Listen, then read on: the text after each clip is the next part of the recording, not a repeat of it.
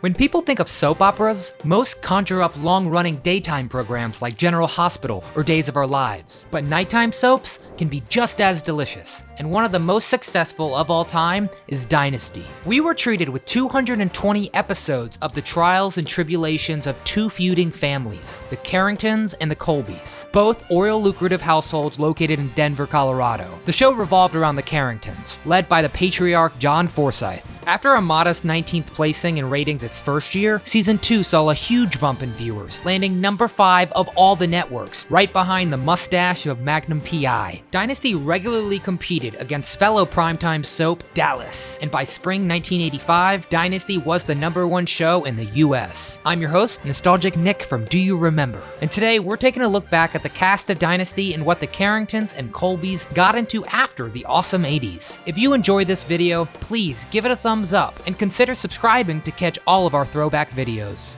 John Forsythe, Blake Carrington. Forsythe's career began in 1943 with an uncredited role in the Errol Flynn-led film Northern Pursuit. His first big break was in 1955's Hitchcock-directed picture The Trouble with Harry, where he co-starred alongside Shirley MacLaine in her film debut, as well as an even younger Beaver Cleaver, Mr. Jerry Mathers. And it was smooth sailing from then on, even achieving his own show, The John Forsythe Show, a decade later in '65. Even if you simply heard John's voice, it would stop you in your tracks, as he gave life to the infamous Charlie with those beautiful angels. Good morning, angels. That's right, John voiced Charlie for the TV show as well as the reboots in the early 2000s. I already have a team rebuilding the office. Better than new by the time you get back. Thank you, Charlie! His career finished on a full circle, as Charlie was the final role of John's in 2003 as he retired from the limelight. Forsythe passed away in 2010 at age 92 from pneumonia, but we'll always remember him partly because of Blake Carrington. Linda Evans, Krystle Carrington. Linda played Blake's new wife. Linda's career began in 1960 at 18 years old with multiple episodes of The Adventures of Ozzie and Harriet. Hi. Hi, Shirley. It's been a long time. Sure has.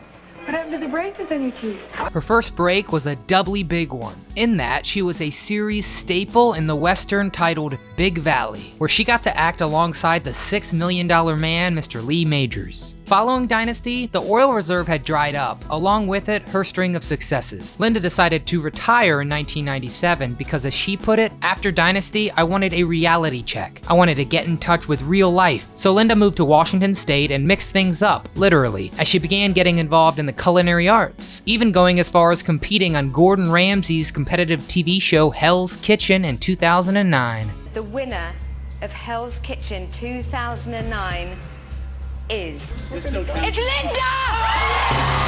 But in 2020, she's back, baby. In her first project since '97, she's third billed in Swan Song. 77 years old, we're just thrilled to be able to watch Linda Evans act again.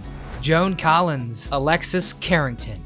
Remember that Season 2 rating spike? Enter Alexis Carrington, otherwise known as Blake's vengeful and scheming ex-wife, added to spice things up. Collins began acting in her birth country of England in 1951, and in '54, she was chosen by American director Howard Hawks to star in Land of the Pharaohs. Both the film and Collins were fantastic. I am Nelifa, Princess of Cyprus. After more success in films like 1958's The Bravados, starring her and Gregory Peck, she began venturing into television and worked both mediums until Dynasty's dynasty began. Sweet. Yes, that's what you are, Krystle. Sweet and vicious. After Dynasty, she continued working throughout the 90s and 2000s with recurring roles in The Royals and even American Horror Story in 2018. I worry about your height when you're so inadequate in so many other areas. She currently has a movie in pre-production titled, oh shoot, what's the name? Oh, Unforgettables. Did we mention she's 87 years old? Incredible. Gordon Thomson, Adam Carrington. Gordon's expansive career began in 1969 when he was 24 with a role in the film Explosion. You may also remember a young Gordon from 1971's Tales from Muppetland: The Frog Prince, a TV movie in which he played Sir Robin the Brave alongside Kermit the Frog and company. Being Canadian, he also worked with Canadian Elite, once in a stage production of Godspell opposite Gilda Radner, Martin Short, and Eugene Levy. His first true recurring role came in 1981 with the soap opera Ryan's Hope, and the soap education paid off as he landed Dynasty the following year. Gordon really is a soap opera titan. 1 year after Dynasty's conclusion, he landed Santa Barbara, where he would act in 344 episodes. And following that soap, he's been on The Young and the Restless, as well as Days of Our Lives in 2009. At 75 years old, he's still active in the business, and notably, Gordon came out as gay in 2017. John James, Jeff Colby. How about a big welcome for John James? John began playing the hunky Jeff Colby in 1981 and really was in his element in a nighttime soap. His first acting job was on one of the longest running soap operas of all time, Search for Tomorrow. He made small guest spots on hit shows like Fantasy Island and The Love Boat before getting his first big break as Jeff Colby. And John would extend this Dynasty role in the spin-off, appropriately named The Colbys from 1985 to 87, which actually aired alongside the original Dynasty show. After Dynasty, the 90s were very slow. Besides a role in the 1991 Perry Mason TV movie, nothing really substantial. But then things halted entirely. It was a little difficult. Until he went back to his bread and butter, the soaps. In 2003, John began a recurring role on As the World Turns that continued for 5 years here and there. And in 2006, he was cast as Jeff Martin on All My Children, where he appeared on 34 episodes. He may be gearing up for a return because he recently appeared in a sci-fi film called Accelerator, which was released in 2020 to decent reviews. He is 64 years old and lives on a 230-acre farm in Cambridge, New York, where he works with a local theater group. Michael Nader is Dexter.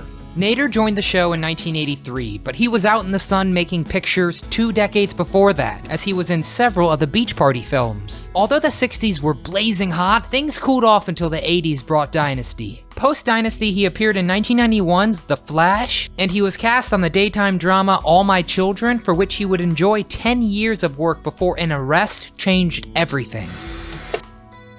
It was 2001. Michael was involved in a large-scale drug bust in New York City's East Village, resulting in a felony drug charge after he was caught selling cocaine to an undercover detective. ABC fired the actor, and Nader sued unsuccessfully multiple times, until ABC finally gave Nader one more chance to conclude his All My Children role. And in 2013, he had 42 more episodes. Nader has been out of Hollywood since that reunion and is currently 75 years old. May we have many more celebrations.